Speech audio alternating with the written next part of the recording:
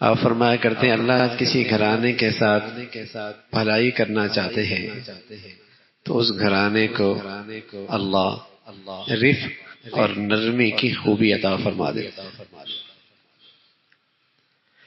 اور جس گھرانے کو اللہ بھلائی سے محروم کرنا چاہتے ہیں اس گھر سے اللہ رب العزت نرمی کو اٹھا لیتے۔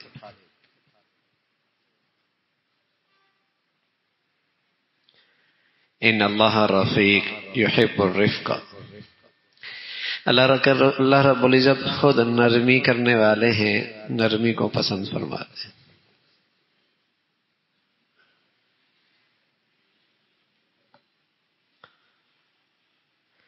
آپ فرمایا کرتے تھے جس چیز میں نرمی ہوتی ہے تو اس سے وہ خوبصورت ہو جاتی ہے، اور جس سے نرمی اٹھا لی جاتی ہے وہ اسے عیب دار کر دیتی ہے۔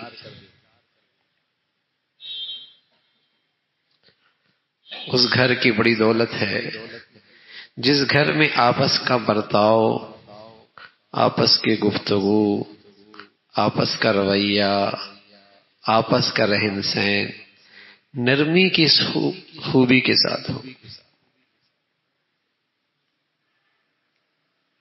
نرم مزاج۔ آدمی کی بات وزنی ہونا اور انداز نرم ہو، معاملات اس کے صاف ہوں، وہ شخص بڑا محبوب بنتا ہے، قابل اعتماد بنتا ہے۔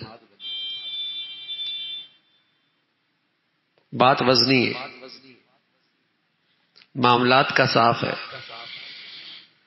گفتگو کا نرم ہے،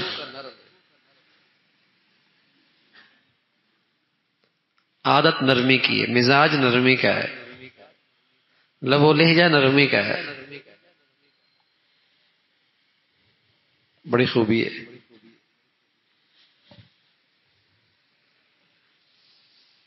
ہاں بس اوقات دین کا تقاضا ہوتا ہے،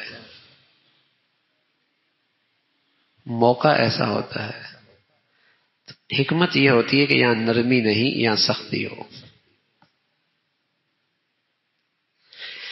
اللہ کے نبی صلی اللہ علیہ وسلم کی شان یہ تھی کہ اپنی ذات کے معاملے میں ہمیشہ نرمی، اور جب بات اللہ کی حرمت کی آتی تو چہرے کا رنگ سرخ ہو جاتا، انتقام لیتے، غضبناک ہو جاتے۔